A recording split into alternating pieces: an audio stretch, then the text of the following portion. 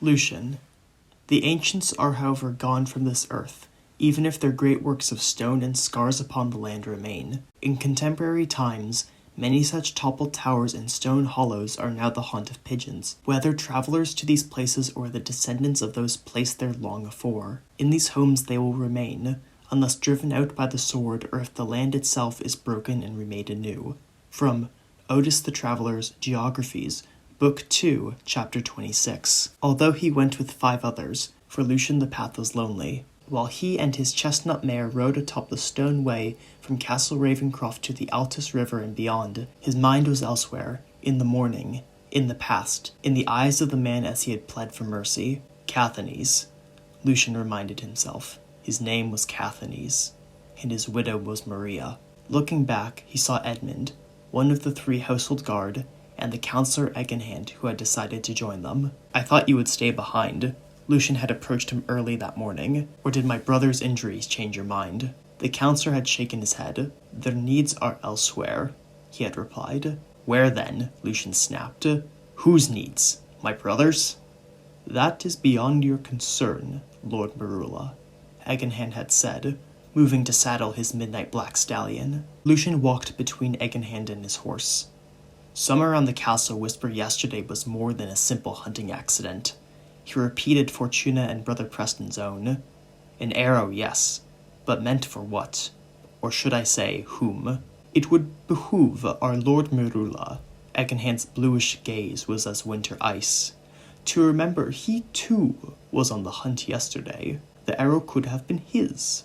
Now, before you pontificate words that would be treasonous to some, I suggest you move aside. It is 3 days to Fulton on the crossings, and every remain far from fair Calais is one where our prince goes unfulfilled. Lucien backed off. Then you know what he asked me? My Lord Marula, the master of the imperial household, smiled dryly. It is my obligation to know such things. Those were the last words Lucien had spoken, while Kellon's daughter Sepia still bashfully hid her father's chariot behind the eastern mountains. When she finally rose and bathed the world in rosy light, Lucien looked up, full of longing. Wait a moment. He had requested Julianus and the rest, while they were just beginning to mount their horses. There's something I need to see. One final look, that's all. Lucien had thought as he climbed the stairs to Iril's bedchamber. If indeed the gods keep us apart till we reunite in Dios' twilight halls. Or below, in the Undercroft, a small part of him whispered. Should it still stand? It was small enough relief, wasn't it? He did not say it himself, but to Fortuna and Lucien it seemed well enough that Egenhand leaving meant Iril would stay, and Canta's reign would be prevented, if that was truly as ruinous a thing as Fortuna said. Although 5 years had changed Iril, Lucien nevertheless doubted Canta more.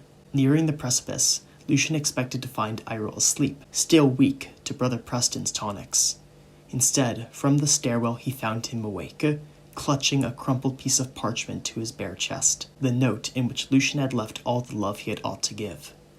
Although he was turned, Lucien could hear the tears, practically see them glistening like water against his left cheek, and their mate staining his right with blood. Bleary-eyed, Iril turned towards the doorway, but Lucien saw in it no recognition. Wordless, he ran back down the stairs, knowing whatever might have happened next would have kept him from what he must. I should have stayed. Lucien lifted his riding scarf higher to hide the threat of tears, if only for a word or two. What would you have said? That part of him whispered. Asked about his visions. No, you would have not, for fear of what he might reply. That was the truth of it, wasn't it? More than the accident itself or Brother Preston's whispers. Castor was not a name uncommon to the Maruli, but surely Iril was not referring to Castor the Open-Handed, who had convinced his liege Italus Adon to not take up arms against the nascent empire in Noria. Sammy, though, that name, unfamiliar to Lucien, was far more disturbing. To lose an eye was one thing, but a mind. Lucien's fingers found the glassy amulet hanging beneath his neck, the same he had stolen during the delirium he hoped was the fault of Brother Preston's herbs. Surely you aren't the cause of such madness. The words were scarcely a whisper on his lips. He could not say what had compelled him to take the thing, much less wear it as his own, only that it seemed that he ought, so the other wouldn't. Staring at its glistening depths the night prior, Lucien had half a mind to send a raptor bearing his voice to fair Calay's eastern rookery, so that when he arrived he might have an answer to its nature waiting. Instead, when Lucien had come to, Julianus was at his door, saying the twilight hours of pre-dawn were only a little ways off. "Struggling to stay awake," Edmund snickered, now come to Lucien's side from wherever he had been. Lucien bit his lip, thinking of Maria and the chickens she had brought to ransom her husband's life. Rough night. "I'll say," Edmund snorted. "What spirit kept you?" "Famu's daughter." Lucien told half the truth. "Clarata. She whispered in my ear that the arrow which found my brother was instead meant for you, Highness." "Me?" Edmund laughed. "Why would Eganhan do that? I trust him with my life." "And why is that?" Lucien's eyes narrowed. "I thought you feared a conspiracy at home." "My Lucien," Edmund grinned. "The Emperor's nail is one of my father's closest advisors and a man of scrupulous character beside. If he wanted me dead, I'd already be well familiar with the wine and water of Dios Twilight Halls. Why don't I better acquaint you two?" Lucien blinked. "That's— Hey, Egg in Hand!" Edmund's voice cut through the dry air to the counselor and Julianus at the column's rear. "Lucien here wants to know the story behind your hand." Egg in Hand turned back from the distant ruins dotting the landscape. In his eyes, Lucien found a chill despite the heat. In a minute, he had drifted to their side. "Well," the prince insisted, "tell him." The counselor extended his left hand, the brilliant black silk strangely familiar to Lucien in the mid-morning sun. "It is a memory," he began. "A reminder. A glove protects. It conceals. But it deadens the hand, no matter how thin. And like stone beneath a pool, while the glove changes, the man beneath remains constant. His soul, his origin, his distance from it. A better thing to die than leave a homeland." Lucien's gaze narrowed. "And you believe that?" Eganhan grew silent for a time. "The people," he finally said, "will repeat whatever lets them rest and keep their eyes close. Like a glove, ours is to guard their hands, lest they scratch them in their own ignorance." Lucien remembered Cathany's face, red from tears and the scratches his sister had left before meeting her end. By whose command? Who appointed us their shepherd? The divine. Eganhan's expression remained still. The laws of our ancestors. What else? Would you go against both the Temple of the Triarchy and the Hall of Origin? Lucien gulped, suddenly all too aware of the rolling hills, the lines of pillars coming and going nowhere, the cliffs inlaid with old carvings that surrounded them for miles. He chose his next words carefully. "The Temple and Origins Hall," Lucien began slowly, "are two of the pillars on which our empire stands. Even so, while the lion in the grip says the divine is without blemish, its emanations and the laws derived therein are alloyed with imperfections. When flawed justice inevitably arises, therefore, there are two paths. Correct the man, correct the law. Either way the error is fixed and a stronger Noria created." That brought a smile to his lips. "And yet correcting the justice or law often requires neither. The error then yet remains, albeit in a different form. But come, you speak as one digging old earth, my lord Merula. Perchance were you might exhume some chthonic woe?" Lucien gripped his reins tighter. "I hope not, for that would leave Erdonia another waste and pour doom upon my people."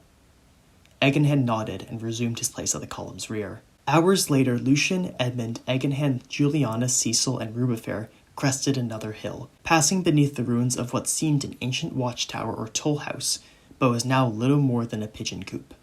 Here the road was wider, cracked stone slabs where grass refused to grow. Far to the west it led, to the distant, shattered spire of New Nirkayim, lording atop its tell in the center of Verdonia. Like many of the Empire's cities, it had been founded around the base of a spire, ancient, monolithic splinters of stone. Lucien had always thought they looked whittled, just as a carpenter might whittle a branch to craft a spoon. But what fool would whittle an entire mountain, Lucien could not say. "Some," Brother Preston had once told him, "say the gods made the spires when the world was young. Others claim it was men, or perhaps a race of giants like those to whom many attribute the ruins seen in the deep places of the world.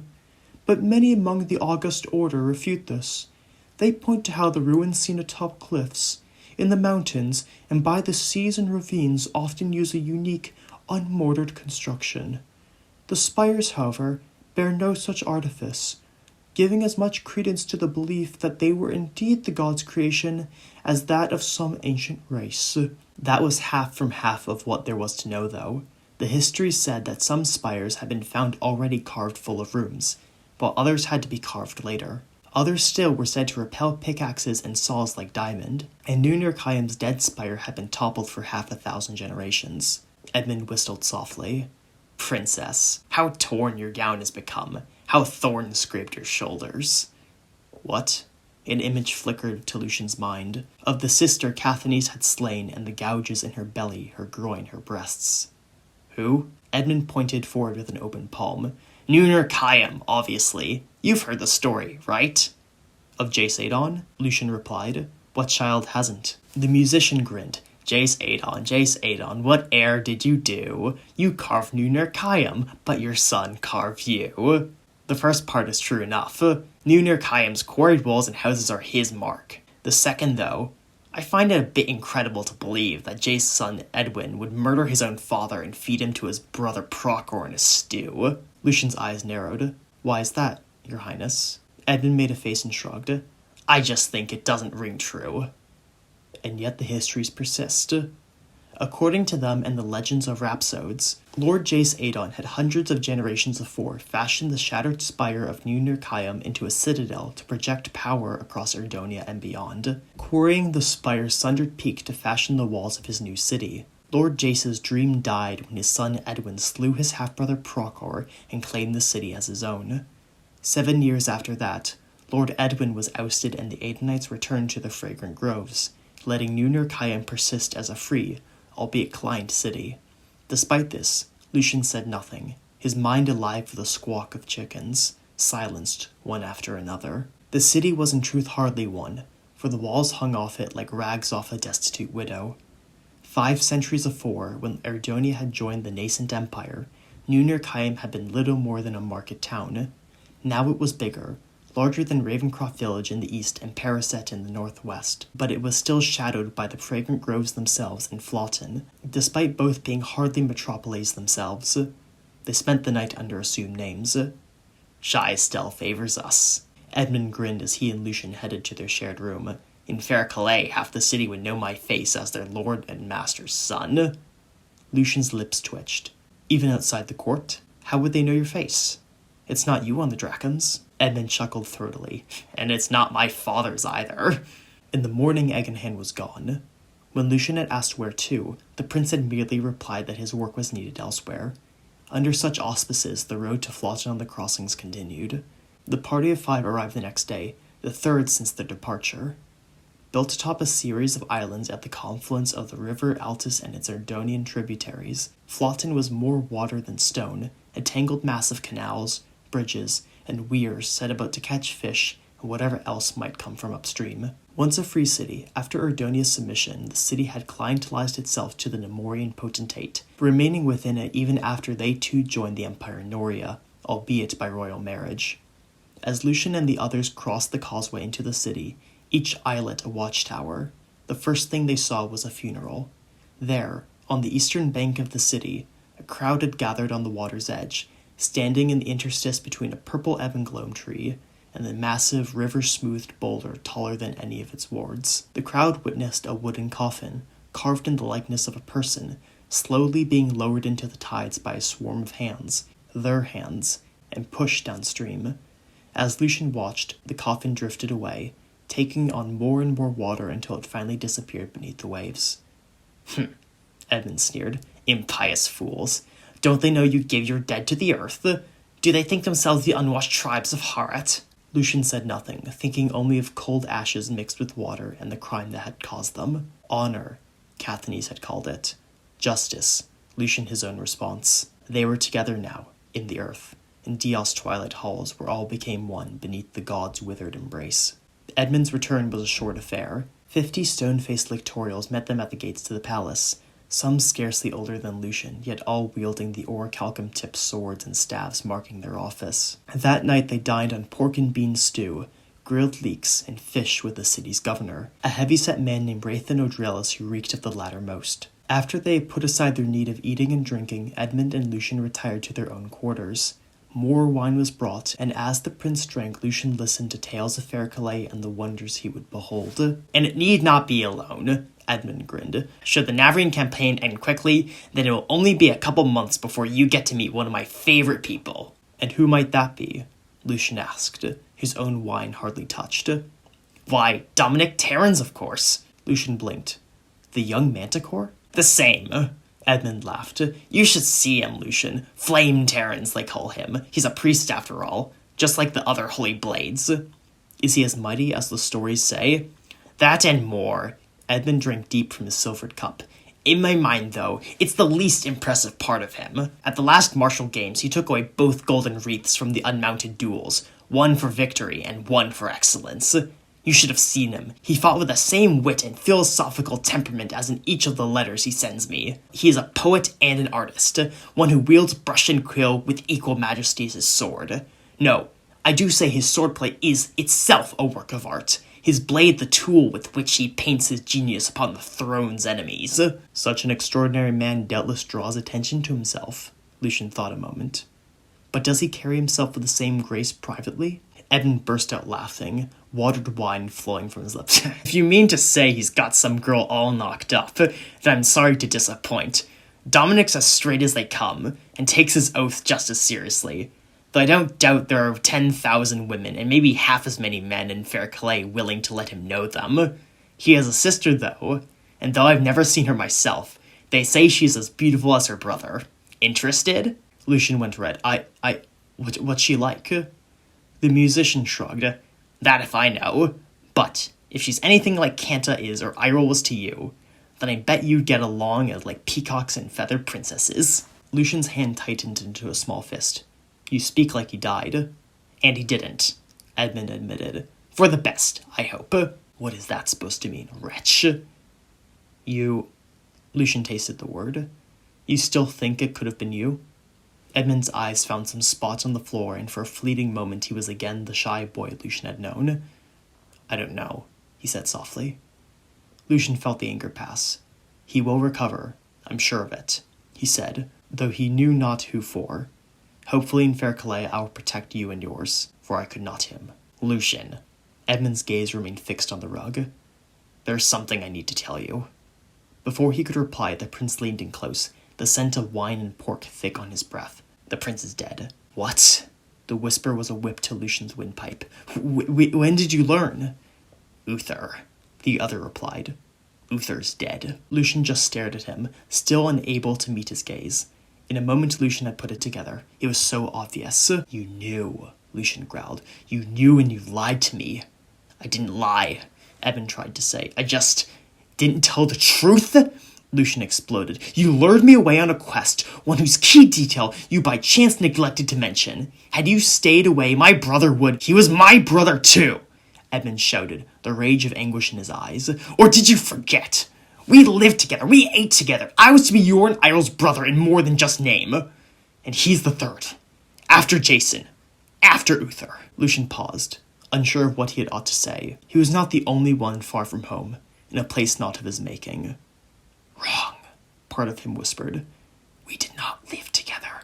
That was someone else, a boy you replaced." And yet Lucien could see in him too, the boy Edmund had once been, and the emperor he might become. "I was scared, Lucien," he confessed, and Lucien remembered his own words, the ones he had said to Fortuna. "Who knows?" he asked. Edmund took another sip of wine. "Who knows?"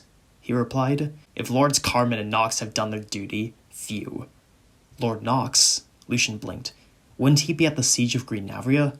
"He is," Edmund corrected himself. "Lord Aeliador Knox, the Emperor's last finger.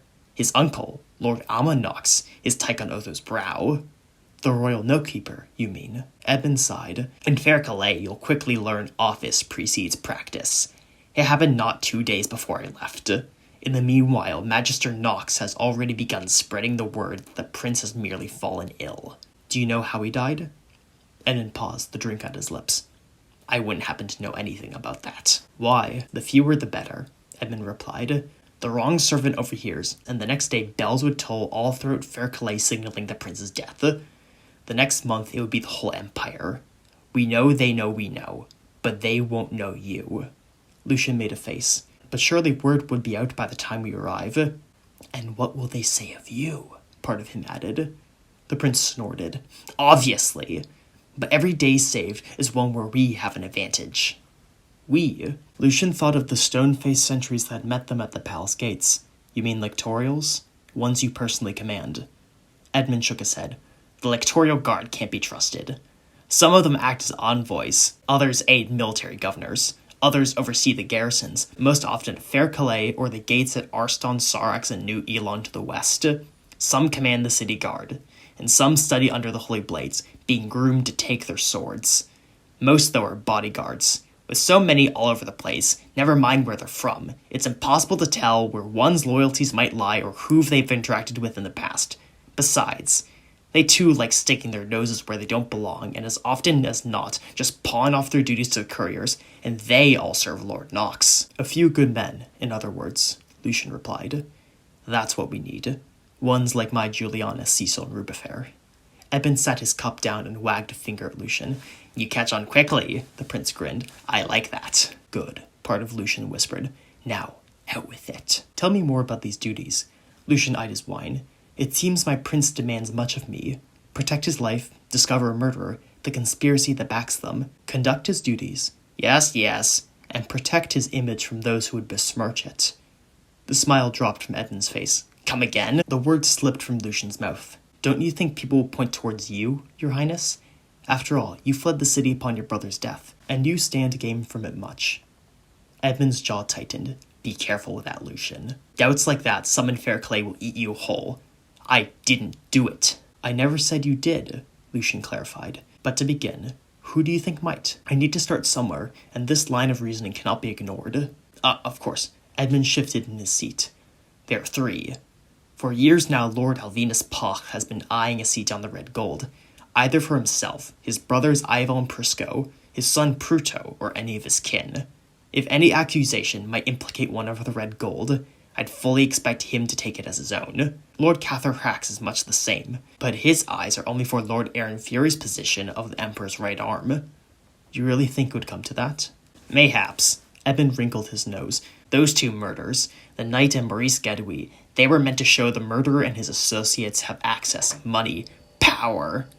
By murdering the prince, they've shown their goal, either in truth or in consequence. I think they want nothing more than a complete realignment, for one of theirs in time to take the empire itself. Lucien's eyes narrowed. A bold claim. Edmund looked up at the ceiling. Perhaps you're right. Regardless, we know the killer is of unshakable conviction. One doesn't murder a prince and expect to walk free. But then I'd just as soon say the killer drinks water and shits sitting down. Lucien nodded. Who's the third? Lord Ovidius Scyveth, Edmund replied. He's out of tune, though it's hard to say which way. The rich man wants little, but the richer man wants much. That sort of thing. And there are few richer than the Scyvethets. A puzzled look then crossed Edmund's face before slowly hardening into stone. What's the matter? Lucien asked. There is. Edmund frowned. Another I would watch out for. Lord Titus Hygathon, the Emperor's lips. Actually, I would watch out for all the Hygathonoi. Why? Don't know, the prince replied. But the Hygathonoi are close to the temple. They even gave up their spire for it. And wherever the Hygathonoi and temple go, the Inquisition is sure to take notice. Lucien made a face. I thought you said the temple ordinators hadn't yet been informed. And if they were, they'd say they already knew, Edmund scoffed. Everyone's heard the stories of the Inquisition and the shadow they cast. Farms turned to ruins, their owners seized on charges of sacrifices to the Moonin. If they ever get a whiff of the idea that something fouler is afoot, then I might as well get myself embalmed alive. Then who? Lucien asked. And what will you have me do in Fair Calais? Later. Edmund waved him away. I've had enough of this for one night. Their talk then drifted to less serious matters until shy Estelle called them to bed. Even abed, though, her embrace came slowly, and Lucien spent over an hour waiting. Eventually, however, Hiemet's daughter granted her favor and sleep found Lucien. Sometime later, Lucien found himself back on the city edge of Flotten, this time between the Ebenclome tree with its yellow fruit and the massive smooth boulder carved with another unknown form. Before him the river extended far into the distance, still as a dead god. Someone was in the water, too far in to be wading. They were floating atop the glassy stillness until suddenly 100 hands burst forth from the waves, beckoning them to come closer. Lucien neared the water's edge, watching as the figure's heads slowly began sinking beneath the waves until only their straw-colored hair remained. Lucien's toes touched the water's surface, only for several more hands to burst forth, grasp hold of his legs, and try to pull him in deeper. Looking back up, Lucien watched in horror as the body in the water turns. It is Caithness, bearing the mark Lucien had left on his neck, the hands holding his head where had once satinated. The dead man's smile was rotten, teeth the color of blood. But you're... The dead man opens his mouth, but before he could speak, Lucien's eyes snapped open. It was dawn and he remembered. Sammy, Castor, they were his grandparents' names, Samira Argent and Castor Marula. Blinking, from the haze of sleep a sound came to Lucien's ears, sonorous and deep. Edmund heard it too, for the prince, unclothed and unkempt, looked out from the nearby window. Beyond, bells were tolling.